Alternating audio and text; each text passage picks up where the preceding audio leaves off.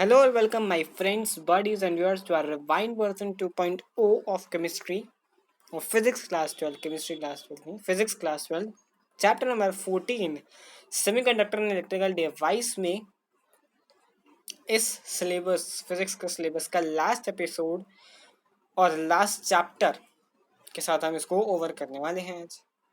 Last episode में 28 episode में हमने semiconductor device in electrical device को स्टार्ट किया, फिर उसके हाफ पार्ट को कवर किया था। उसका हाफ पार्ट इस वीडियो में, इस एपिसोड में कवर होने वाला है। Starting from the topic that is P N junction. P N junction यानी कि पी और एन सेमीकंडक्टर को हम जंक्शन के तौर पर लगा रहे हैं। P N junction, P N junction, ठीक है। अब पी और एन टाइप के सेमीकंडक्टर को जहां हम मिला देते हैं, मतलब वैसे नहीं मिला रहे, जोड़ नहीं रहे हैं, जहां हम इनका जंक्शन बना देते हैं, जंक्शन यानी कि दो चीजें जहां आके मिलती हैं, दैट इज कॉल्ड जंक्शन। तो पी और एन टाइप के सेमीकंडक्टर का जब हम जंक्शन बना देते हैं, यानी कि एक सेमीकंडक्टर हमारे पास है, एक तरफ से हम डोप करते हैं पी टाइप और दूसरी तरफ से डोप करते हैं एन टाइप, ठीक है, जहां पर इलेक्ट्रॉन ज्यादा होते हैं और हमारे पास इलेक्ट्रॉन ज़्यादा होते हैं, वहाँ पर होल्स ज़्यादा होते हैं, ठीक है। एन टाइप में हमारे पास इलेक्ट्रॉन ज़्यादा होते हैं, होल्स कम होते हैं, और पी टाइप में हमारे पास इलेक्ट्रॉन्स ज़्यादा नहीं होते हैं, होल्स ज़्यादा होते हैं। तो पी एन जंक्शन यानी कि पी मतलब एक सिंगल क्रिस्टल ऑफ जर्मेनियम और सिलिकॉन, यानी कि जर्मेनियम और सिलिकॉन का हम सेमीकंडक्टर बनाते हैं। तो सिंगल क्रिस्टल लिया उसका, अब उसको हम ऐसे डोप करते हैं कि उसके एक पोर्शन पर हम पी टाइप सेमीकंडक्टर और उसके दूसरे हाफ पे हम एन टाइप का सेमीकंडक्टर को डोप करवाते हैं, ठीक है। अब जंक्शन इसलिए हम अप्लाई करेंगे क्योंकि जो एक बाउंड्री है, रीजन ऑफ ट्रांजिशन, यानी कि यहाँ पर जो सेमीकंडक्टर है एक पर जगह पर पी टाइप है और यहाँ पर एन टाइप है, तो इनके बीच में एक स्लाइड बाउंड्री है, एक बीच में बाउंड्री है इनके बीच में, तभी उस बाउंड्री को ये बताता है कि ये जंक्शन है, क्योंकि यहाँ पर दोनों आ रहे हैं और बीच में एक स्लाइडली जंक्शन प्रोड्यूस हो रहा है इनके, यानी कि जस्ट यहाँ पर पी खत्म हो रहा है तो जस्ट वहां से एन भी शुरू हो रहा है, तो चलिए जंक्शन, ठीक है। जंक्शन एन टाइप और पी टाइप सेमीकंडक्टर के मटेरियल के बीच में। अब ये दो हैं, the two separate semiconductor can not have a continuous contact at atomic level. Atomic level पर तो उनका कोई कॉन्टैक्ट नहीं है, एक का एटॉमिक लेवल कुछ और है, दूसरे का कुछ और है, तो जो पी टाइप का वो एन टाइप का नहीं है, सिंपल, ठीक है।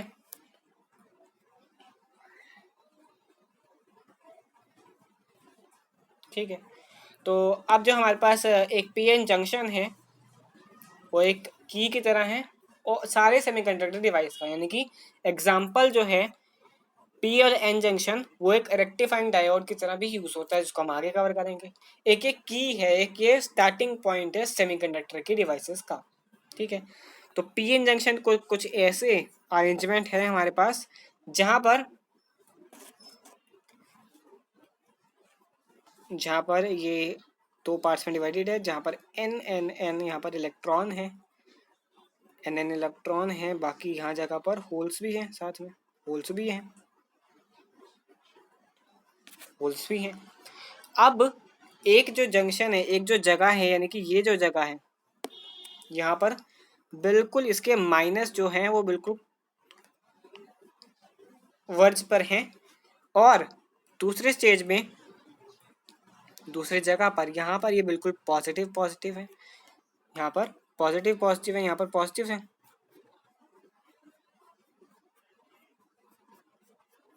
ठीक है। ये यहाँ पर अलग है क्योंकि ये जो बीच का पार्ट है, यहाँ पर ये जो बीच का पार्ट है हमारे पास, जो इतना पार्ट है यहाँ से लेकर ये यहाँ तक, इतना पार्ट जो हमारे पास है ये एक जंक्शन है।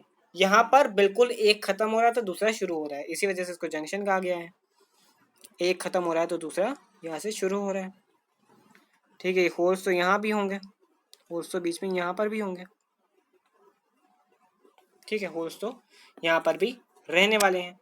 तो ये हमारे पास हो गया पी टाइप का और ये हो गया एन टाइप, ठीक है। दैट इज नॉट होल्स, जो ये हमारे पास ऑरेंज कलर से, दैट इज इलेक्ट्रॉन्स, ये इलेक्ट्रॉन्स है हमारे पास। और ये जो है पॉजिटिव, ये है डोनर आयन, डोनर आयन है। ये नेगेटिव जो है ये एक्सेप्टर आयन है, और ये जो ग्रीन कलर से है ये है हमारे पास होल्स। ठीक है, तो हमारे पास जो इलेक्ट्रॉन का ड्रिफ्ट होता है और इलेक्ट्रॉन का डिफ्यूजन होता है वो दोनों अपोजिट डायरेक्शन में होते हैं, और जो होल का डिफ्यूजन होता है और होल का ड्रिफ्ट होता है वो भी दोनों अपोजिट डायरेक्शन में होते हैं। जो ये लेयर हमारे पास है, ये लेयर, ये कॉन्टिन्यूस लेयर जो हमारे पास आएगी, यहाँ पर एक दूसरे को पास आने की कोशिश करेंगे। अब होल्स अपनी जगह एक्सचेंज करेंगे और जो इलेक्ट्रॉन्स है वो अपनी जगह एक्सचेंज करेंगे, दोनों अपनी जगह एक्सचेंज कर रहे हैं और कुछ करंट प्रोड्यूस करवाएंगे, that is called depletion layer. यहाँ पर डिप्लीट हो रहे हैं, यहाँ पर कुछ टूट रहा है, कुछ टूट के अलग अपनी जगह चेंज हो रही है, तो दैट इज डिप्लीशन लेयर। इस छोटे से पार्ट को हम कहेंगे डिप्लीशन लेयर। जंक्शन भी है और डिप्लीशन लेयर भी है साथ में। इसके बाद जो दो इंपॉर्टेंट प्रोसेसेस इसमें इन्वॉल्व होते हैं फॉर्मेशन जब पीएन जंक्शन का होता है, तो एक होता है डिफ्यूजन, एक होता है ड्रिफ्ट। डिफ्यूजन का मतलब जो इलेक्ट्रॉन है वो एक रीजन से दूसरे रीजन की तरफ फ्लो कर रहे हैं, दैट इज डिफ्यूजन। एक रीजन से ये दूसरे रीजन की तरफ अगर जा रहे हैं तो दैट इज डिफ्यूजन। और जो इलेक्ट्रॉन की तरफ पुश लगता है जब अप्लाइड इलेक्ट्रिक फील्ड होती है और इलेक्ट्रॉन तब मूव करते हैं, that is called drift. Drift धक्का लगता है, डिफ्यूजन में खुद जाते हैं। जो स्मॉल रीजन ऑफ विसिनिटी है, small region of vicinity of the junction, जहाँ पर डिप्लीशन हो रहा है फ्री चार्ज कैरियर का और वहाँ पर इमोबाइल आयंस है, उसको हम कहेंगे डिप्लीटेड रीजन, और ये डिप्लीटेड रीजन ही है, ये हमारे पास डिप्लीटेड रीजन है।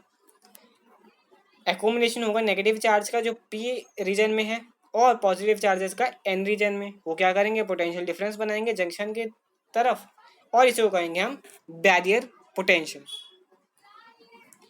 क्योंकि जब रीजन ऑफ पॉजिटिव चार्ज है जहां पर पी है, P region of positive charge, sorry negative charge का ये रीजन है, पॉजिटिव चार्ज का ये रीजन है, दोनों के बीच में पोटेंशियल डिफरेंस आएगा और वो पोटेंशियल डिफरेंस ही एक्ट करेगा एज अ बैरियर। क्योंकि जब ये एक्सचेंज हो गए, जब ये एक्सचेंज हो गया तो यहाँ पर जो इनके पास आएगा, यहाँ पर अब पॉजिटिव चार्ज आ गया और यहाँ पर नेगेटिव चार्ज, सॉरी यहाँ पर, क्योंकि अगर एक्सचेंज कर रहे हैं hole, that gives us the negative charge this side, negative charge this side. तो यहाँ पर जंक्शन पर आएंगे डिप्लेटेड रीजन में नेगेटिव आ जाएंगे, तो वो नेगेटिव क्या करेगा, जो इधर वाले इलेक्ट्रॉन है उनको जाने से रोकेगा, और that is called the barrier potential. Barrier potential VB, barrier potential. क्योंकि अगर हमारे पास एक ग्राफ भी दिया जाए तो यहाँ पर जो इलेक्ट्रॉन है जिसके पास कम एनर्जी है वो नहीं जा पाएंगे, बट इसके पास ज़्यादा एनर्जी है वो बैरियर पोटेंशियल को भी पार कर जाएंगे, और बैरियर पोटेंशियल इस जितना है, इसको पार कर जाएंगे तो वो आगे जा सकते हैं, इलेक्ट्रॉन आगे जा सकता है। अब जो डिफ्यूजन है मेजॉरिटी चार्ज कैरियर का, वो जिस जंक्शन में वो एक करंट को बनाएगा, दैट इज कॉल्ड करंट। जो करंट जा रहा है वो P से N तक की तरफ जा रहा है, P से N तक की तरफ जो जा रहा है, क्योंकि डिफ्यूजन तो उधर तरफ हो रहा है ना, डिफ्यूजन उधर तरफ हो रहा है, डिफ्यूजन उधर तरफ होगा तो चार्जेस एक्सचेंज कर जाएंगे, सेम चार्जेस लगेंगे, सेम चार्जेस के जाने से करंट प्रोड्यूस होगा, and the current is diffusion current, diffusion current. ठीक है, डिफ्यूजन करंट हो गया। इसके बाद अब ये डिफ्यूजन करंट अगर पैदा हो गया, इसके बाद अब जो इलेक्ट्रॉन्स हैं वो दूसरे को रिपेल करेंगे, रिपेल करने से वो एक दूसरे को धक्का लगाएंगे, that drift is equal to drift current. अब ये कहाँ लगेगा, ये एन से पी की तरफ लगेगा, एन से पी की तरफ लगेगा, एन से पी की तरफ लगने वाला है, that is called drift current. अब एक सिंपल सर्किट रिप्रेजेंटेशन भी आती है इसकी, यहाँ पर हमारे पास सिंपल सर्किट रिप्रेजेंटेशन में, सिंपल जो सर्किट रिप्रेजेंटेशन होता है पीएन जंक्शन का वो कुछ इस तरीके से होता है, दैट इज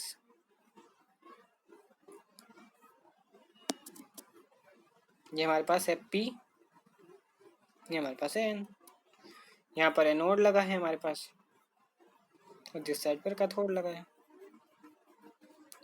तो यहाँ पर जो हमारे पास पी एन जंक्शन में भी रिवर्स बाइसिंग होता है और फॉरवर्ड बाइसिंग होता है। अब वो कैसे होता है उसके बारे में जान लेते हैं। जो पी एन जंक्शन है, वैसे जो पोटेंशियल हमारा जो बैरियर पोटेंशियल है वो कुछ चीज़ों पर डिपेंड करता है, उसको पहले जान लेते हैं। बैरियर पोटेंशियल सबसे पहले नेचर पर डिपेंड करेगा। नेचर किसका? सेमीकंडक्टर का। नेचर ऑफ सेमीकंडक्टर पर ही डिपेंड करेगा, सेमीकंडक्टर का नेचर कैसा है उस पर ये बैरियर पोटेंशियल डिपेंड करेगा। दूसरा हमारे पास है टेम्परेचर, टेम्परेचर पर डिपेंड करेगा, टेम्परेचर पर ही डिपेंड करेगा। तीसरे में हमने कितनी डोपिंग की है ये उस पर भी डिपेंड करेगा, ज़्यादा डोपिंग की है तो उस पर डिपेंड करेगा। ठीक है, डिपेंड करेगा। अगर डोपिंग की कंसंट्रेशन कम है तो जो डिप्लीशन लेयर है, जो इसकी बीच की लेयर बनती थी, वो कैसी बनेगी? वो लार्ज बनेगी, वो लार्ज बनेगी। ठीक है, और जो हमारे पास बैरियर फील्ड होगा वो वीक होगा, यानी कि वो रोक नहीं पाएगा। अगर हम डोपिंग ज़्यादा कर देंगे तो वो रोक नहीं पाएगा, फ्लो ऑफ इलेक्ट्रॉन को वो रोक नहीं पाएगा। अगर डोपिंग हमने ज़्यादा की है, डोपिंग ज़्यादा की है, डोपिंग ज़्यादा की है, पहले डोपिंग कम की थी तो वो लार्ज बन रही है डिप्लीशन लेयर। अब डोपिंग हमने ज़्यादा की है तो डिप्लीशन लेयर अब हो जाएगी कम और बैरियर फील्ड स्ट्रॉन्ग हो जाएगा, यानी कि flow of electron junction to junction, P to N junction नहीं होगा, पी एन जंक्शन पर नहीं होगा, स्ट्रॉन्ग हो जाएगा, बैरियर फील्ड अब स्ट्रॉन्ग हो जाएगी, यानी कि जो इलेक्ट्रॉन है उसको रोक पाएगी ऐसे, यानी कि इलेक्ट्रॉन अगर जाना चाहता है तो उसको रोक देगी अब कि नहीं जाना। आफ्टर दैट हमारे पास आएगा फॉरवर्ड बाइसिंग। फॉरवर्ड बाइसिंग में हमारे पास क्या होता है? जनरली जो हमारे पास पी एन जंक्शन है, दैट इज पी और एन, पी और एन जंक्शन है। यहाँ पर एक रेजिस्टर भी लगा है,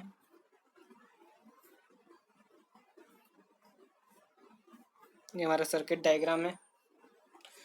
सो पी एन जंक्शन में फॉरवर्ड बाइसिंग में जो P है वो पॉजिटिव साइड से जुड़ा हुआ है, ये पॉजिटिव साइड है, नेगेटिव साइड है, P पॉजिटिव साइड से जुड़ा होता है और जो N का टर्मिनल है वो नेगेटिव साइड से जुड़ा होता है। ये जुड़ाने के लिए सिर्फ दिखाया गया, ऐसा कोई डायग्राम नहीं होता। जो कि यहाँ पर जो P है हमारे पास वो पॉजिटिव टर्मिनल से जुड़ा हुआ है, ये रहा, और जो N है वो नेगेटिव टर्मिनल से जुड़ा हुआ है। ठीक है, तो जो पॉजिटिव टर्मिनल है बैटरी का वो कनेक्टेड होगा P साइड पे और जो नेगेटिव टर्मिनल है वो N साइड पर होगा, तब जो पी एन जंक्शन है वो फॉरवर्ड बाइस्ड कहलाएगा। फॉरवर्ड बाइस्ड हो गया, फॉरवर्ड बाइस्ड। जनरली ये ऐसा डब्बा नहीं बना हुआ आता, ये कुछ ऐसा बना हुआ आता है, ये है पी, ये है एन, तो ये पी और एन की जगह पता चल जाएगा हमें कि ये पॉजिटिव साइड जुड़ा है या ये नेगेटिव साइड जुड़ा है, तो ये पता लग जाएगा। फॉरवर्ड बाइसिंग में आगे हमारे पास क्या आता है? फॉरवर्ड बाइसिंग तो है ये, ठीक है। फॉरवर्ड बाइसिंग में तो जो अप्लाइड वोल्टेज है, दैट इज इसका जो बैटरी का वोल्टेज है वो अपोज करेगा बैरियर वोल्टेज को, अपोज करेगा, क्योंकि अब वो उल्टी डायरेक्शन में चल रहा है। क्योंकि अब अगर ये प्लस से चलेगा, ये प्लस से चलेगा, क्योंकि बैरियर पोटेंशियल तो हमने देखा, बैरियर पोटेंशियल का तो डायरेक्शन ही इधर से इधर का होता है, बैरियर पोटेंशियल का डायरेक्शन एन टू पी होता है, एन टू पी होता है। और ये जो इसका डायरेक्शन है, जो पोटेंशियल हमने लगाया, दैट इज इसका डायरेक्शन ये है। तो अगर इसका डायरेक्शन ये है, इसका डायरेक्शन ये है, दोनों अपोजिट डायरेक्शन में है, तो जो हमारे पास इफेक्टिव बैरियर पोटेंशियल कम हो जाएगा, that is V B minus V, उसके इक्वल हो जाएगा। इसी वजह से जो एनर्जी बैरियर अक्रॉस जो जंक्शन के अक्रॉस लगा है वो भी डिक्रीज होगा। ठीक है, मेजॉरिटी चार्ज कैरियर यानी कि होल्स जो पी साइड से हैं और जो इलेक्ट्रॉन्स हैं एन साइड से, वो शुरू हो जाएंगे फ्लो करने जंक्शन की तरफ। मेजॉरिटी चार्ज कैरियर्स हैं, मेजॉरिटी चार्ज कैरियर्स। साथ में डिफ्यूजन होगा होल्स का और इलेक्ट्रॉन्स का into the depletion layer, into the depletion layer. उसी वजह से विड्थ उसकी डिक्रीज होगी। अभी हमने किया विड्थ जो पहले थी वो डिक्रीज हो जाएगी, विड्थ उसकी डिक्रीज हो जाएगी जो हमारे पास डिप्लीशन लेयर है। इफेक्टिव रेजिस्टेंस जो है पी एन एन के टाइप, जो रेजिस्टेंस हमारा लगेगा पी और एन जंक्शन पर रेजिस्टेंस, वो डिक्रीज हो जाएगा। ठीक है, अगर किसी तरीके से जो V है हमारा लगाया हुआ पोटेंशियल वो एक्सीड कर जाता है VB को, यानी कि V ज़्यादा है और VB कम है। ठीक है, तो मेजॉरिटी चार्ज कैरियर क्या करेंगे, वो फ्लो करना स्टार्ट करेंगे easily across the junction, junction से जंक्शन, अक्रॉस द जंक्शन वो इजीली फ्लो कर जाएंगे और वो काफ़ी ज़्यादा करंट इन मिली एम्पेयर, काफ़ी ज़्यादा करंट को बनाएंगे जिसको हम कहेंगे फॉरवर्ड करंट। मिली एम्पेयर में वो जो करंट को प्रोड्यूस करेंगे, हाई प्रोड्यूस करेंगे और उसको हम कहेंगे फॉरवर्ड करंट। फॉरवर्ड बाइसिंग में फॉरवर्ड करंट प्रोड्यूस करेंगे। Now reverse biasing, reverse biasing, reverse biasing में उल्टा हो जाएगा, रिवर्स हो जाएगा इसका। सो रिवर्स बाइसिंग में हमारे पास क्या होगा, जो हमने बनाया था डायग्राम,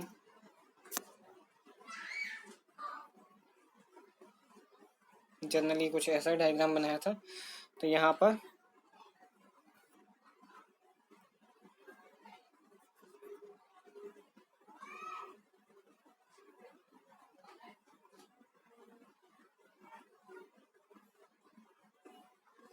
ठीक है, ये हमारे पास डायग्राम है रिवर्स बाइसिंग। क्या डिफरेंस है इसमें, यहाँ पर जो हमारे पास पी टाइप का जंक्शन है, अब जो पी जंक्शन है, पी टाइप है, पी साइड है, पी साइड है, जो पी साइड है इसको हमने नेगेटिव से ज्वाइन कर दिया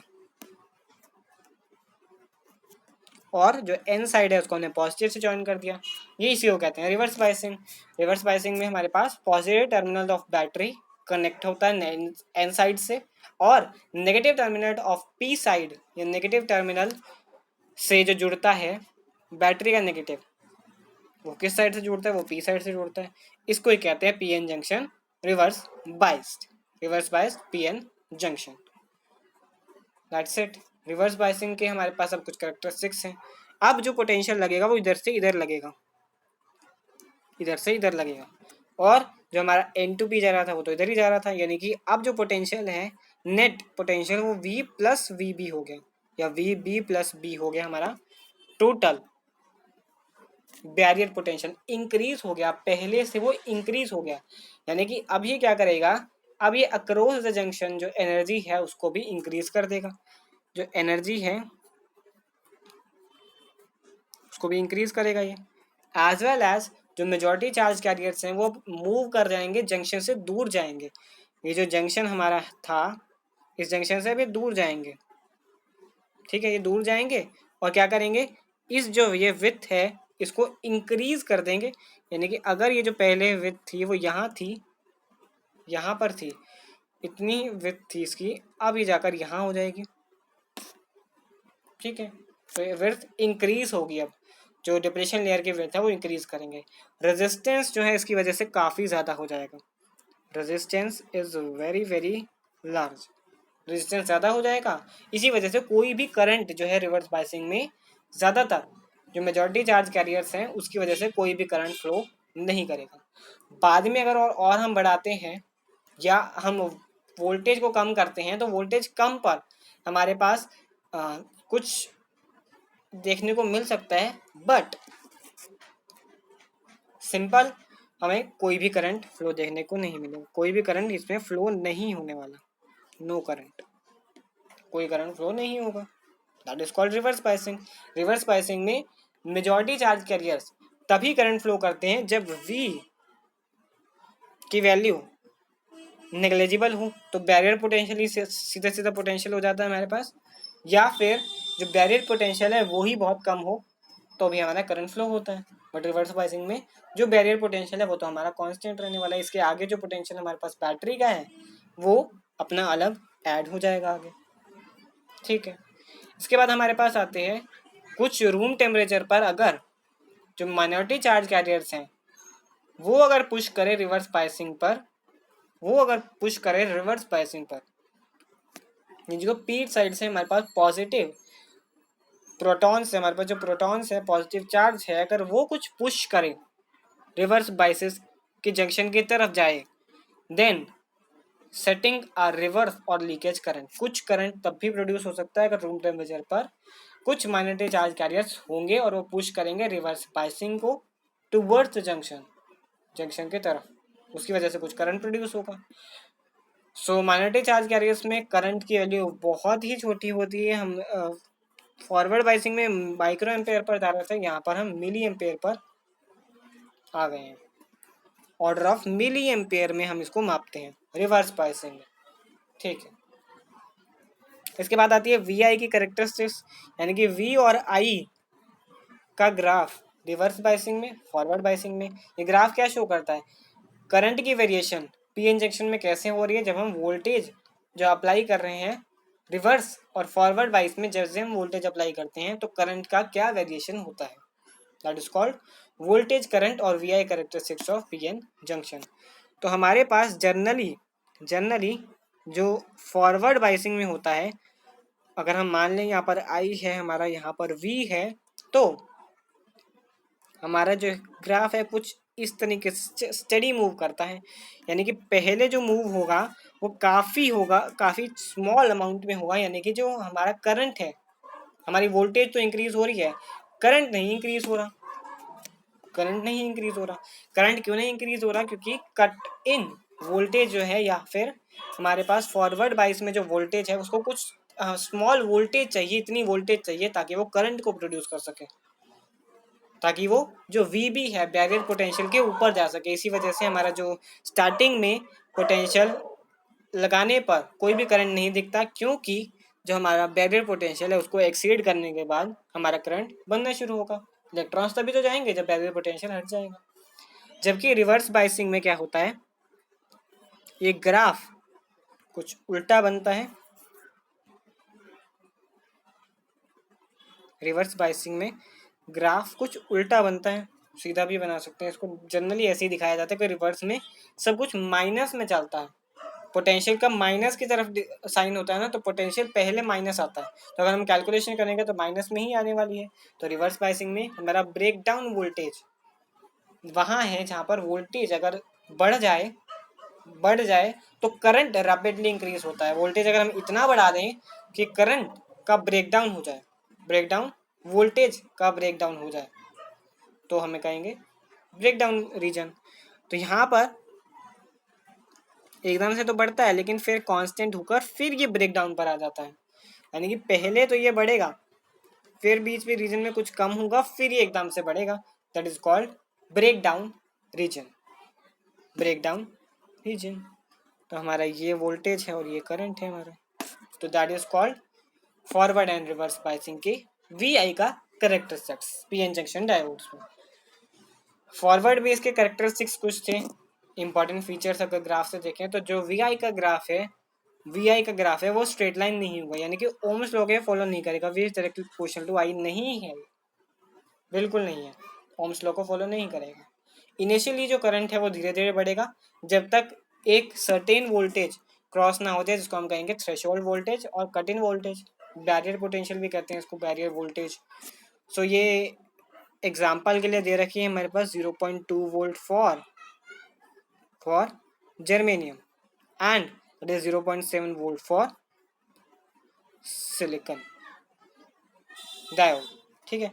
और जो कट इन वोल्टेज है, यानी कि जो थ्रेशोल्ड वोल्टेज है, अगर उसको पार कर जाते हैं तो डायोड में करंट रैपिडली इंक्रीज हो गया, यानी कि अभी हमने ग्राफ में देखा कि एक सर्टेन वैल्यू के बाद ये एकदम से ग्राफ है ऊपर जाने लगा है, क्योंकि है भी सही, क्योंकि यहाँ पर जो मेजॉरिटी चार्ज कैरियर्स थे अब उनके पास नेग्लिजिबल रेजिस्टेंस हो गया है, अब रेजिस्टेंस नहीं है तो वो इजीली जा सकते हैं, तो करंट जो है रैपिडली इंक्रीज होगा। रिवर्स बायस के कैरेक्टरिस्टिक्स में, जो रिवर्स बायसेस में काफ़ी small amount of current produce होगा जो कि कांस्टेंट रहेगा बाइस के साथ। रिवर्स बाइस में कांस्टेंट ऑलमोस्ट बीच में कांस्टेंट हो जाएगा, तो जो स्मॉल करंट है उसको हम कहेंगे रिवर्स सैचुरेशन करंट। जो छोटा बिल्कुल कम करंट बनने वाला है माइक्रो एम्पेयर में म्यू ए में माइक्रो एम्पेयर में बनने वाला है, वो छोटा करंट बनने वाला है, बिकॉज यहाँ पर ड्रिफ्ट की वजह से ये करंट बन रहा है, नहीं तो बैरियर पोटेंशियल नहीं बनाने देगा करंट। ये सिर्फ ड्रिफ्ट की वजह से, माइनॉरिटी चार्ज कैरियर की वजह से, ये ड्रिफ्ट जो हो रही है उसकी वजह से करंट प्रोड्यूस हो रहा है। और जब रिवर्स वोल्टेज रीच कर जाती है सफिशिएंट हाई वैल्यू, तो जो रिवर्स करंट है सडनली इंक्रीज होता है लार्ज वैल्यू पर। इसको हम कहते हैं जो जिस वोल्टेज पर करंट एकदम से इंक्रीज होगा रिवर्स बायसिंग में, that is called Zener breakdown voltage. Zener breakdown voltage मतलब अपने इतनी वोल्टेज बढ़ा दी कि अब वोल्टेज एक्सीड नहीं कर सकती उससे, अब ये ब्रेक डाउन कर जाएगी और करंट रैपिडली इंक्रीज होगा। एक बैरियर था उसको हमने इतना ज़्यादा बढ़ा दिया कि वो बैरियर ही बीच से ब्रोक हो गया। एंड देन एकदम से बैरियर हटेगा, अगर यहाँ पर इलेक्ट्रॉन एक्यूमुलेट हो रहे हैं तो अगर एकदम से बैरियर हटेगा तो एकदम से रैपिडली इंक्रीज करेगा करंट, दैट इज कॉल्ड। इसी प्रॉपर्टी का हम यूज़ करते हैं एसी से डीसी को कन्वर्ट करेंगे। एसी से डीसी को रेक्टिफिकेशन कहते हैं इस प्रॉपर्टी को। ठीक, फॉरवर्ड और रिवर्स का अगर हम साथ में ग्राफ बनाएं तो कुछ ऐसा सही बनेगा हमारा, कुछ ऐसा सही ग्राफ बनेगा हमारा, ये कुछ ऐसा बन जाएगा। ठीक है, इसके बाद हमारे पास आती है डायनेमिक रेजिस्टेंस जंक्शन डायोड पर। डायनेमिक रेजिस्टेंस जो है एक रेशो है, जो स्मॉल चेंज है, अगर हम स्मॉल चेंज होता है वोल्टेज में तो उसे कॉरस्पॉन्डिंग चेंज करंट में कैसा होगा, क्योंकि ओम्स लॉ तो फॉलो करता नहीं ना, V is equal to I, तो हमारे पास delta V is proportional to delta I रहने वाला है।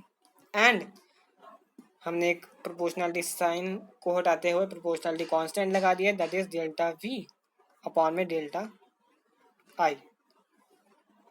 ये है स्मॉल चेंज जो वोल्टेज का चेंज होगा और उसके कोरस्पॉन्डिंग जो हमारे पास करंट का चेंज होगा। जैसे कि हम जो ग्राफ अगर बनाते हैं तो उसमें ये जो एक वैल्यूज़ है इसको हम कॉरस्पॉन्डिंग वैल्यूज़ लेते हैं, दिस वैल्यू, और इसकी जो कॉरस्पॉन्डिंग वैल्यू लेते हैं। तो यहाँ पर जो वैल्यूज़ हैं वो V2 माइनस V1 लेते हैं और यहाँ पर जो वैल्यूज़ हैं वो I2 माइनस I1 लेते हैं। तो हमारे पास डेल्टा डेल्टा में इसकी एक मीन वैल्यू मिल जाती है। अब ये जो पहले बात की थी जो थ्रेशोल्ड वोल्टेज है वो डायोड की कैरेक्टरिस्टिक्स है, अगर वह लीनियर है, कुछ रीजन में लीनियर ग्राफ भी आता है, मतलब जो ये ग्राफ हमारे पास है अभी जो ऊपर ग्राफ बना, इसमें जो कुछ रीजन है वो डायोड का जो रीजन है वो लीनियर रीजन भी शो करेगा, जहां पर V directly proportional to I है, लेकिन वो काफी छोटा रीजन होगा जहां पर ओम्स लॉ को फॉलो किया गया है डायोड ने। ठीक है, तो वो रीजन हमारे पास हो जाता है।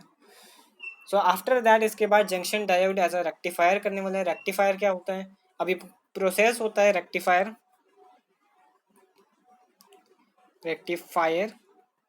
एक प्रोसेस है जिससे हम कन्वर्ट करते हैं AC to DC,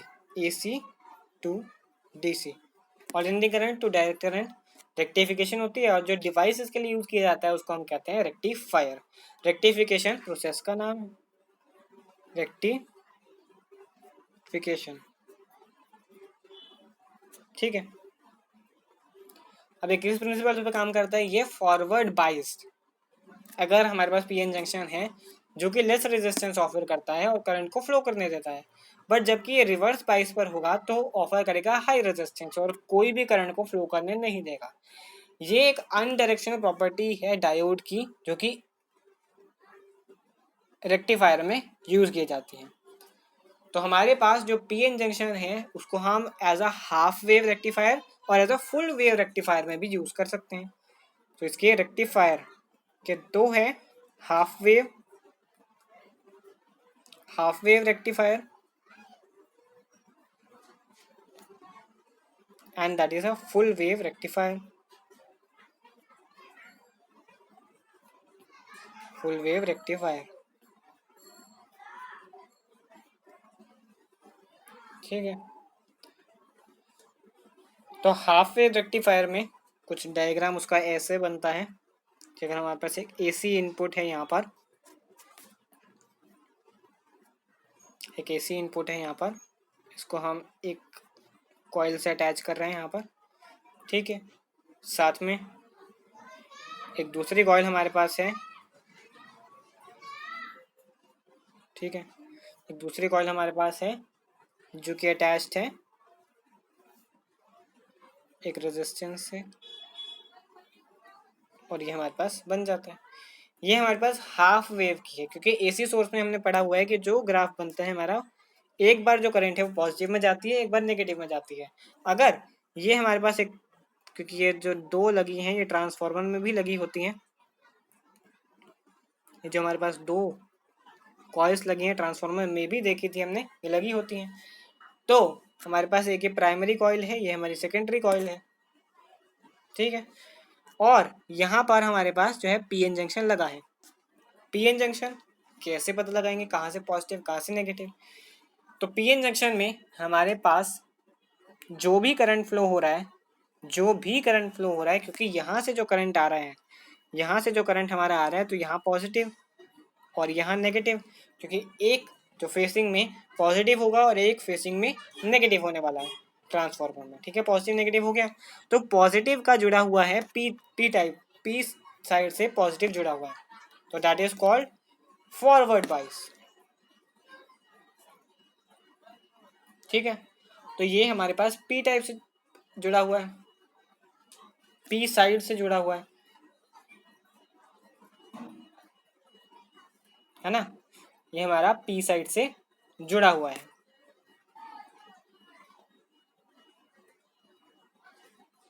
P side से पॉजिटिव जुड़ा हुआ है, तो ये फॉरवर्ड बाइसिंग हो गया। पी टाइप से पॉजिटिव, पी से पॉजिटिव जुड़ा हुआ है तो फॉरवर्ड, और पी से नेगेटिव जुड़ा हुआ है तो रिवर्स। यही करते हैं ना फॉरवर्ड और रिवर्स बाइसिंग में। पी से पॉजिटिव जुड़ा हुआ है, ठीक है।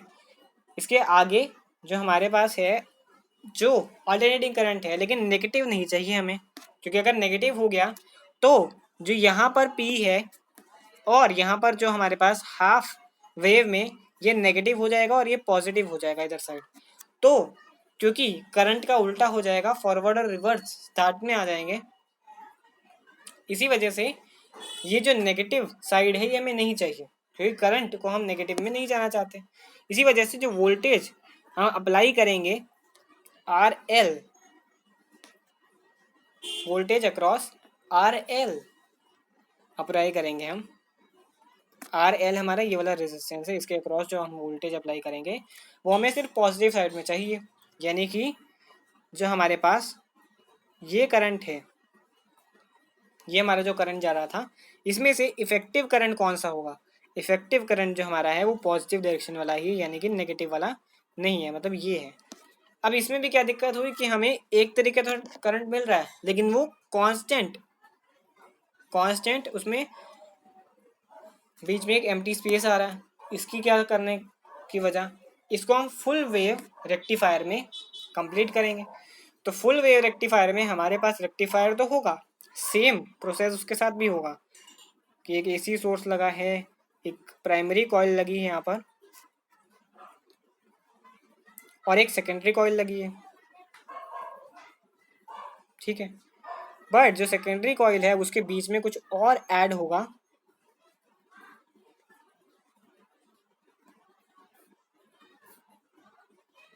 ठीक है, इसके बीच में कुछ और ऐड होगा,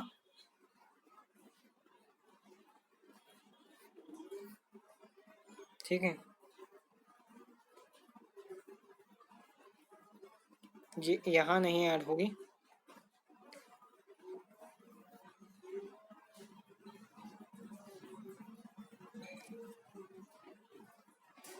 ये कुछ यहाँ जाकर ऐड होगी। और अब जो डायोड लगेगा वो यहाँ पर भी लगेगा, ठीक है। और जो डायोड लगेगा दूसरा वो यहाँ पर भी लगने वाला है।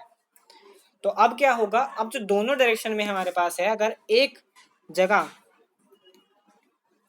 हमारे पास एक फेज में पॉजिटिव आती है, एक फेज में नेगेटिव आती है, तो करंट बनेगा ऊपर से, यहाँ से करंट बनेगा। जबकि अगर दूसरे फेज में नेगेटिव आती है, क्योंकि ये कॉइल घूमेगी, कॉइल घूमने के बाद ये चेंज होते हैं, जो टर्मिनल्स हैं वो चेंज हो गए, तो यहाँ पर अब जो करंट पहले नहीं बनता था वो एक फेज में बनता था, वो दूसरे फेज में बनने लगेगा, दूसरे फेज में अब करंट बनने लगेगा। तो जो करंट की वैल्यू हमें पहले मिल रही थी एक ऐसे, दूसरे की हमें मिलने लग गई ऐसे ऐसे, तो देन दोनों का जो नेट ऐड करेंगे हम, दोनों का जो नेट ऐड करेंगे that is this this this and this, ये हमारे पास आउटपुट की वोल्टेज बनेगी, आउटपुट की ये वोल्टेज बनेगी। सो ये हमारे पास वोल्टेज हो गई। बट अगर इसमें भी दिक्कत है क्योंकि यहाँ पर डिक्रीज तो हो रहा है, नेगेटिव में नहीं जा रहा, पर ये डिक्रीज जरूर हो रहा है। ये पहले पॉजिटिव की मैक्सिमम वैल्यू पे जाता है, फिर जीरो होता है, फिर मैक्सिमम, फिर जीरो, फिर मैक्सिमम, फिर जीरो। बट हमें ऐसा नहीं चाहिए। अगर हमें ऐसा नहीं चाहिए तो हमें एक फिल्टर लगाना पड़ेगा। फिल्टर क्या करेगा, यानी कि फिल्टर एक सीरीज इंडक्टर होता है, इंडक्टर को हम सीरीज में लगाते हैं, तो वो क्या करेगा, वो हाई फ्रीक्वेंसी के एसी कंपोनेंट को ब्लॉक कर देगा और लो फ्रीक्वेंसी का डीसी को जाने देगा। इसकी वजह से क्या होगा, हमारा जो करंट है वो एक स्टेप डायरेक्शन में रहेगा, यानी कि ये जो करंट जा रहा है वो ऐसे ही डायरेक्शन में जाएगा, यानी कि वो ना अब इंक्रीज होगा, चाहे पॉजिटिव में भी हो वो इंक्रीज नहीं होगा, वो एक स्टडी डायरेक्शन में जाएगा और एक स्टडी डायरेक्शन में जाने के कारण ही वो काम सही से कर पाएगा। अगर हम इसकी जगह शंट लगाते हैं तो शंट का क्या काम है, शंट अपने रास्ते पे लेस रेजिस्टेंस को देता है और सारा का सारा करंट वहां से फ्लो करवा देता है, और जो लो फ्रीक्वेंसी का डीसी कंपोनेंट है उसको फ्लो करने नहीं देता, लो कंपोनेंट का, और जो हाई फ्रीक्वेंसी का एसी कंपोनेंट है उसको फ्लो करने देता है, जो कि हमारे पास एक्स एल है। एक्स एल जो हमारे पास है that is 2 pi F L. तो ये फ्रीक्वेंसी से डायरेक्ट रिलेशन है, इसी वजह से फ्रीक्वेंसी जितनी ज़्यादा एक्सएल भी उतना ज़्यादा, तो ये ज़्यादा को नहीं करेगा, ये अलाउ करेगा लो फ्रीक्वेंसी जो कि डीसी के पास है। जबकि शंट में 1 का रिलेशन होता है 2 पाई एफ सी में, शंट में, तो ये शंट में अलग रिलेशन है, ये शंट में इनवर्स में रिलेशन है। तो अगर इस शंट को कम करना है तो फ्रीक्वेंसी ज़्यादा होनी चाहिए, फ्रीक्वेंसी अगर ज़्यादा है वो किसकी है, एसी की है, तो ये हाई फ्रीक्वेंसी एसी को अलाउ करेगा जाने के लिए, डीसी को नहीं करेगा, क्योंकि डीसी की लो फ्रीक्वेंसी, और लो फ्रीक्वेंसी यानी कि हाई फ्रीक्वेंसी, लो फ्रीक्वेंसी मतलब हाई ब्लॉक, ज़्यादा ब्लॉक करेगा उसको। ठीक है, उसी कंपोनेंट में हम इसको ऐड कर देंगे। ठीक, सी यहाँ पर कैपेसिटर है और यहाँ आ रहा है यहाँ पर इंडक्टर है। शंट भी हम कैपेसिटर फिल्टर का लगाएंगे शंट। ये जो एक्स सी है ना यहाँ पर, ये कहाँ पर ऐड होगा, जहाँ पर दो जंक्शन डायोड लगते हैं ना उनके बीच में ये लग जाएगा एक कैपेसिटर, यानी कि जो जो दो जंक्शन डायोड हमारे पास हैं, यानी कि ये जो है यहाँ पर क्या लगने वाला है, एक जो दोनों को ऐड करता हुआ,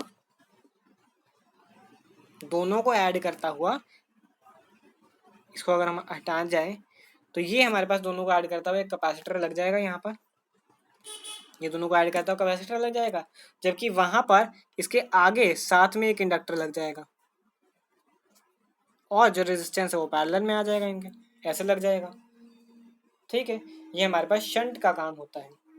इसके बाद हमारे पास आती है photonic PN junction. Photonic PN junction में हमारे पास जो पीएन जंक्शन है उसको कुछ ऐसे हम डिजाइन करते हैं जैसे कि करंट तो उसमें से फ्लो कर जाए, चाहे कैसे भी इलेक्ट्रॉन एक्साइटेशन हो जाए, वैलेंस बैंड से कंडक्शन बैंड में, लाइट फोटोन से, या फिर conversely through electron excitation bias voltage से।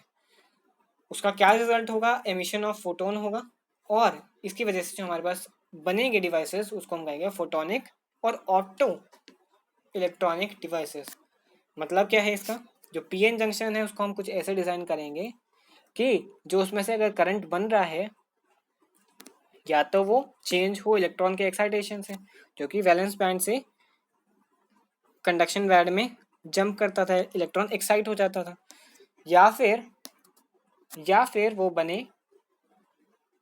वो लाइट के फोटोन से बन सकता है, मतलब लाइट के पार्टिकल्स जो फोटोन्स है जो एनर्जी कैरी करते हैं, या फिर कन्वर्सली इलेक्ट्रॉन के एक्साइटेशन से, जो कि सुटेबल 22 वोल्टेज, यानी 22 वोल्टेज को चेंज करने से हमारे पास आता है एमिशन ऑफ लाइट फोटोन्स में। तो जो उससे हमारे पास डिवाइसेस बनते हैं semiconductor devices, that is photonic और ऑप्टो इलेक्ट्रॉनिक डिवाइसेस। तो फोटोनिक जो पीएन जंक्शन है उसको हम आगे क्लासीफाई करते हैं, जैसे कि हमारे पास फोटो डिटेक्टर्स बनते हैं, लाइट डिटेक्टर्स। ठीक है, लाइट डिटेक्टर्स बनते हैं, जैसे कि फोटो डायोड हमारे पास है, फोटो डायोड हमारे पास जो है वो है लाइट डिटेक्टर।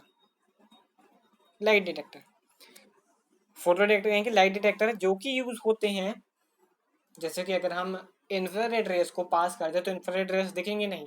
अगर वो एक लाइट एक जगह से दूसरी जगह जा रही हैं, अगर उसके बीच में कुछ भी आ जाता है, यानी कि अगर वो एक जगह से दूसरी जगह पर जा रही है, उसके बीच में कुछ भी आ जाए तो उसका पाथ जो है ब्रेक हो जाएगा, और उस पाथ के ब्रेक से अगर हमने एक अलार्म सेट कर रखा है तो वो अलार्म बज जाएगा। That is called photo detector, यानी लाइट को डिटेक्ट करता है ये। लाइट ना हो तो ये जो पाथ है वो ब्रेक हो जाएगा और जो सर्किट कंप्लीट कर देगा, सर्किट को ब्रेक करेगा। सर्किट ब्रेक करने से नॉइस होती है, नॉइस लगा रखी है हमने तो वो हमें बता देगा। एक आती है फोटोवोल्टिक डिवाइसेस। फोटोवोल्टिक डिवाइसेस यानी कि सोलर सेल्स, सोलर सेल्स को हम आगे कवर करेंगे। और जो हमारे पास आती हैं डिवाइसेस जो कि इलेक्ट्रिकल एनर्जी को लाइट एनर्जी में कन्वर्ट करती हैं, जो कि हमारी light emitting diodes, light emitting diode, LED lights जो हमारी होती हैं। तो एलईडी लाइट्स में हमारे पास कोई हीटिंग का प्रोसेस नहीं होता, वो जैसे ही हम ऑन करते हैं वैसे ही जल जाती हैं। That is LED, light emitting diodes. ये डायोड लाइट्स ही हम आजकल यूज करते हैं। एनर्जी का खर्चा ज़्यादा नहीं होता और हीट एनर्जी को रिक्वायर्ड नहीं होती इसको चलने के लिए। ठीक, इसके बाद हमारे पास आते हैं फोटो डायोड्स। अभी हमने किया फोटो डायोड्स, क्लासीफाई करते हैं उसको फोटो डायोड्स को, जो कि हमारे पास होते हैं। तो फोटो डायोड्स में कुछ पीएन जंक्शन, कुछ फैब्रिकेटेड होता है यानी कि ट्रांसपेरेंट, कुछ ऐसे होता है। एक photo sensitive semiconductor and provided with a transparent window so allow light to follow on it. तो जो हमारे पास कुछ ऐसी तरह का होता है जिसमें लाइट आकर फॉल कर सके, लाइट आकर फॉल कर सके। पीएन जंक्शन ही होता है। कुछ फोटो सेंसिटिव हम सेमीकंडक्टर प्रोवाइड करते हैं वहाँ पर, और ऐसी विंडो देते हैं उसको ताकि लाइट उस पर आके फॉल कर सके। इसको हम यूज़ कैसे करते हैं, ये फोटो डायोड ही है हमारा। इसको हम यूज़ कैसे करते हैं, in the detection of optical signals. Optical signals जो मिलते हैं, जो कि हमारे कहीं किसी भी तरीके से सैटेलाइट से भी मिल सकते हैं ऑप्टिकल सिग्नल्स, उसके हम यूज़ करते हैं इन डेमोड्यूलेशन ऑफ ऑप्टिकल सिग्नल्स। सिग्नल्स को पकड़ने के लिए, डिटेक्ट करने के लिए और उसको डेमोड्यूलेट करने के लिए। लाइट ऑपरेटेड स्विचेस भी होते हैं। अगर हम कहीं भी जाएं, सो स्ट्रीट लाइट्स हम देखते हैं कि स्ट्रीट लाइट्स अगर अपने आप ग्लो कर रही हैं that are light operated switches. Light operated switches, क्योंकि वो बिल्कुल डार्क होने पर अपने आप ग्लो कर जाती हैं। That is light emitted switches. अपने आप स्विच ऑन हो जाता है, उसका सेंस कर सकता है वो लाइट नहीं है यहाँ पर। और यह यूज़ होता है speed reading of computer punched cards, जो कि हम बैंक वगैरह में यूज़ करते हैं, जो कि नोट काउंटिंग मशीन होती है। That is speed reading computer punch machine में फोटोडायोड्स का यूज़ किया जाता है। इलेक्ट्रॉनिक काउंटर्स में इसका यूज़ किया जाता है, कि जो काउंटिंग मशीन्स होती हैं, जो कैलकुलेटर्स वगैरह होते हैं, उसमें इनका यूज़ होता है। और जो फोटोडायोड है वो प्रेफरेबली रिवर्स बायस में ही यूज़ होता है। फोटोडायोड यानी कि ये जो है ये नेगेटिव टर्मिनल से जुड़ा होगा, नेगेटिव टर्मिनल से जुड़ा होगा। दैट इज रिवर्स बायस का पीएन जंक्शन। एक आते हैं light emitting diode. Light emitting diode यानी कि एलईडी। एलईडी भी हमारे पास फॉरवर्ड बायस पर काम करती है, और ये हेवीली डोप्ड होती है, मतलब ये काफ़ी ज़्यादा डोपिंग की जाती है कंडक्टिविटी को इंक्रीज करने के लिए। हेवीली डोप्ड होती है हमारी एलईडी, लाइट एमिटिंग डायोड। ठीक है, जो कि स्पॉन्टेनियसली, एकदम स्पॉन्टेनियसली, मतलब एकदम ही कन्वर्ट करती हैं, in the fraction of seconds में कन्वर्ट करती हैं इलेक्ट्रिकल एनर्जी को ऑप्टिकल एनर्जी में। यानी कि जो इंफ्रारेड वेव्स होती हैं, इंफ्रारेड लाइट वेव्स होती हैं, या फिर लाइट में कन्वर्ट करती है इसको, विजिबल लाइट में। तो जो पीएन जंक्शन है वो कुछ ट्रांसलूसेंट सेमीकंडक्टर लाइक जो गैलियम आर्सेनाइड और iodine phosphates. Gallium arsenide is the famous semiconductor हमारे पास होता है, जो कि एलईडी में यूज़ किया जाता है। और इंडियम फॉस्फेट इज प्रोवाइडेड, कुछ इस मेटलाइज कॉन्टेक्स्ट से प्रोवाइड करते हैं इसको। ठीक है, तो हमारे पास पीएन जंक्शन एलईडी का कुछ ऐसा बनता है। जो कि जनरली कुछ ऐसा दिखता है।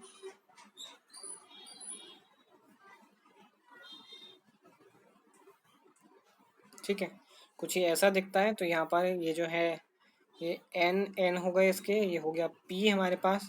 तो पी को हम पॉजिटिव से जोड़ते हैं क्योंकि रिवर्स बाइसिंग नहीं है, ये फॉरवर्ड बाइसिंग है। तो यहाँ से हम भेजते हैं और यहाँ से जो एनर्जी है वो रिलीज होती है एलईडी की।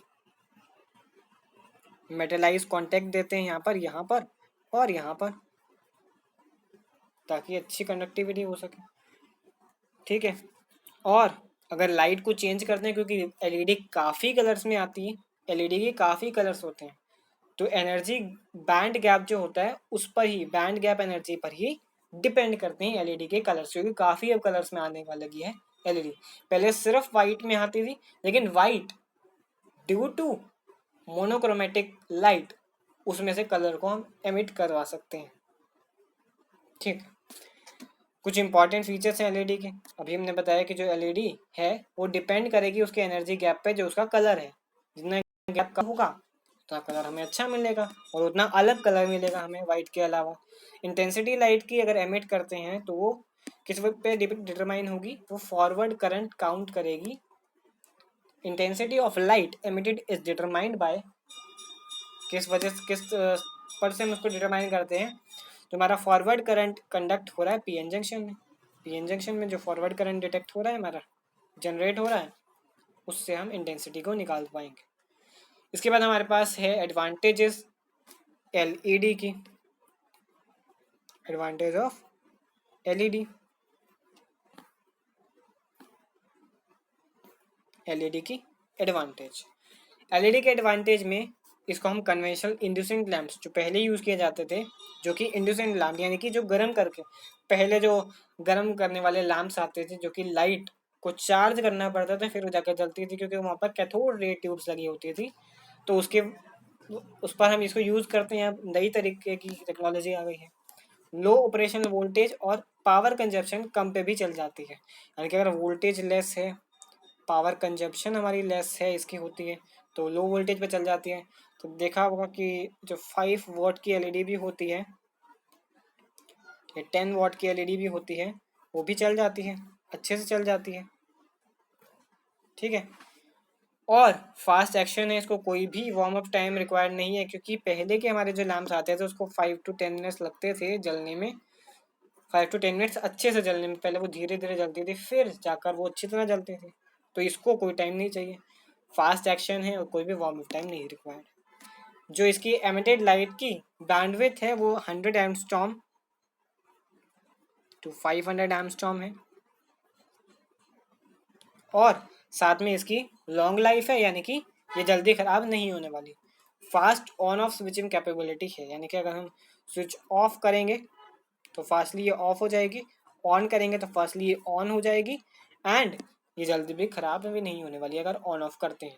ऑन ऑफ करने से ख़राब नहीं होगी। नेक्स्ट, इसके यूजेस क्या हैं।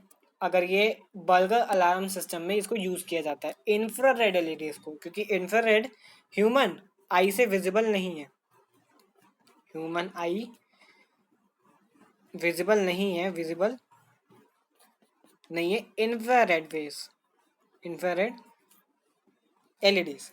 अगर वो नहीं है तो अभी मैंने बताया कि अगर एक कोई जा रही है इंफ्रारेड नहीं दिख रही, वो अगर आप बाई चांस उसके बीच में आ जाओ तो वो सर्किट ब्रेक हो जाएगा। इसकी वजह से एक स्पेशल टाइप का अलार्म बजेगा, जो कि आजकल नई टेक्नोलॉजी में इसको काफ़ी तरीके से यूज़ किया जाता है। इसको बैंक रॉबरी के टाइम पर सबसे बेनिफिशियरी है, क्योंकि अगर हम इसको लगा देते हैं तो ये ह्यूमन आई में तो विजिबल नहीं होगी, but this will protect us from the robbery.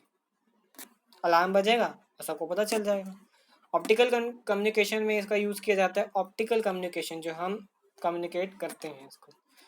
साथ में इसका इमेज स्कैनिंग सर्किट्स में भी यूज़ किया जाता है, जो पिक्चर फोन्स हमारे पास आते हैं। एलईडी को हम यूज़ करते हैं as a indicator lamp radio receivers में, साथ ही साथ इलेक्ट्रॉनिक इक्विपमेंट्स में। और जो हैंड कैलकुलेटर होते हैं, कैश रजिस्टर होते हैं, डिजिटल क्लॉक होते हैं, जो 7 सेगमेंट ऑफ रेड और ग्रीन डिस्प्ले करते हैं, यानी कि जो हमारे पास जो नई वॉचेस होती हैं अब जो डिजिटल वॉचेस हैं उसमें पहले से जो मार्किंग होती हैं वो ऐसे ऐसे ऐसे ऐसे कुछ मार्किंग्स होती हैं, यानी कि अगर हमें ऐसे ऐसे ऐसे मार्किंग होती हैं उसमें, तो ये डायोड्स पर ही वर्क करती हैं और ये उसी टाइम को शो करती हैं जो टाइम है हमारे पास। अगर ये हमारी डिजिटल क्लॉक है तो ये उसी जगह को जलाएगी, यानी कि ये अगर 7 दिखाने हैं इसमें तो ये ऐसे दिखाएगी, 0 दिखाने हैं तो इसने ये दिखाएगी, अगर ऐसे सबको जला देगी, और 1 दिखाना है तो ये ऐसे ही दिखा देगी, सीधा इसको जला देगी सिर्फ 1, 701। तो ये हो गया 7, ये 0 और ये 1, और ये ऐसे दिखाएगी। तो डिजिटल क्लॉक में भी यूज़ किया जाता है एलईडी लाइट एमिटिंग डायोड। इसके बाद सोलर सेल आता है। सोलर सेल यानी कि सोलर पैनल्स जो होते हैं हमारे, यूज़ करते हैं इसको, जो कि सोलर एनर्जी को इलेक्ट्रिकल एनर्जी में, सोलर एनर्जी को इलेक्ट्रिसिटी में कन्वर्ट करते हैं। फोटोवोल्टिक इफेक्ट होता है, यानी कि वोल्टेज जनरेट होती है bombardment of light photons, light photons का बॉम्बार्डमेंट होता है, उसकी वजह से हमारी इलेक्ट्रिकल एनर्जी कंडक्ट होती है। हमारा सोलर सेल है। सोलर सेल के कुछ इंपॉर्टेंट क्राइटेरिया हैं, यानी कि सिलेक्शन के कुछ मटेरियल हैं, यानी कि जो सोलर सेल फैब्रिकेशन होगा, first of all band gap जो होगा वो 1 इलेक्ट्रोवोल्ट टू 1.8 इलेक्ट्रोवोल्ट ही होना चाहिए, जो एनर्जी बैंड का गैप होगा। साथ में हाई ऑप्टिकल एब्जॉर्प्शन होना चाहिए, इलेक्ट्रिकल कंडक्टिविटी का मटेरियल होना चाहिए, साथ में रॉ मटेरियल की अवेलेबिलिटी और कॉस्ट फैक्टर भी होना चाहिए, यानी कि महंगा नहीं होना चाहिए ज़्यादा ही। ठीक, इसके बाद हमारे पास जो है सोलर सेल की एडवांटेज आती हैं। पहली बात तो पोल्यूशन फ्री है, क्योंकि पोल्यूशन नहीं करता है, लॉन्ग लास्टिंग है, मेंटेनेंस फ्री है, कोई मेंटेनेंस की ज़रूरत नहीं, साथ में ही सोलर सेल्स को यूज़ करता है चार्ज करने के लिए सोलर बैटरी को, दिन के टाइम चार्ज करो, रात के टाइम चला लो। और लाइट मीटर्स में, फोटोग्राफी वगैरह में यूज़ किया जाता है, रिस्ट वॉचेस और हैंड कैलकुलेटर्स में भी यूज़ किया जाता है इसको, और तो और space craft area solar cells और सोलर पैनल्स में भी यूज़ किया जाता है। एडवांटेज है सेमीकंडक्टर की वैक्यूम डायोड्स पर, तो सेमीकंडक्टर में हीटिंग की ज़रूरत नहीं होती, जबकि कैथोड रे में, कैथोड ट्यूब्स में ज़रूरत होती थी। यहाँ पर जो ऑपरेटिंग है एकदम स्विच ऑन करते ही स्टार्ट हो जाता है, जबकि कैथोड ट्यूब में नहीं होता था। साथ में इसको हम कितनी भी हाई फ्रिक्वेंसी पर भी यूज़ कर सकते हैं, जो हम कैथोड ट्यूब्स को नहीं कर सकते थे। कैथोड ट्यूब से इसकी लॉन्गर लाइफ है सेमीकंडक्टर की, सेमीकंडक्टर डायोड्स की, और no vacuum has been created for this operation, और इसमें कोई भी ऑपरेशन में वैक्यूम की ज़रूरत नहीं पड़ती है। एक ही डिसएडवांटेज है कि ये हाईली सेंसिटिव है टेम्परेचर से, और ये जल भी सकता है अगर टेम्परेचर को moderately high temperature, high current पर पास करा दें, तो ये that will give a negative effect, only disadvantage. So that's all for this chapter. I hope you all understand the topics covered in this chapter, as well as definitely follow the refined version 2.0, क्योंकि ये आखिरी episode है। इस episode के साथ हमारे chapter number 14 complete होता है, और साथ ही साथ फिजिक्स क्लास 12 का चैप्टर 1 से लेकर 14 तक का सारा सिलेबस भी कवर हो जाता है। So that's all for the rewind version. अब सिर्फ हमारे केमिस्ट्री का रिवाइंड वर्जन को कंप्लीट करना रहता है, जो कि चैप्टर नंबर 13 तक उसका भी कंप्लीट हो जाने वाला है। 4 चैप्टर उसके रहते हैं, डेफिनेटली उसके बाद हमारा दोनों का रिवाइंड वर्जन कंप्लीट हो जाएगा। उसके बाद हम देखेंगे कुछ और आने वाले important questions for physics and chemistry. Thank you so much, and we will met in next video. Thank you so much.